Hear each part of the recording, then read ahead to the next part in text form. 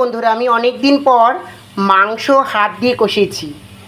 কাশ্মীরি লঙ্কার গুঁড়ো, পেঁয়াজ রসুন আদা বাটা, লঙ্কা বাটা, গরম মশলা সমস্তটা একসাথে কিন্তু দিয়ে নিয়ে মেখে নিয়েছি। আর সঙ্গে একটু লেবুর রস, টমেটো পেস্ট। আর আমার একদমই মানে আলু না দিলে ভালো লাগে না, তাই আজকে ছোটো ছোটো করে আলুটা ভেজে নিয়েছি, কারণ মাংসটা এক ফোঁটা জল দেবো না। তা আমার না একটু আলু ছাড়া আমার মাংস একদমই ভালো লাগে না।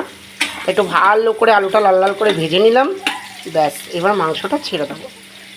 কারা কারা শর্ট টাইমে মাংস করতে চাও তারা কিন্তু এরমভাবে করো, জানি, আর যারা করো না তারা এইভাবে করতে পারো, একদম শর্ট টাইমে।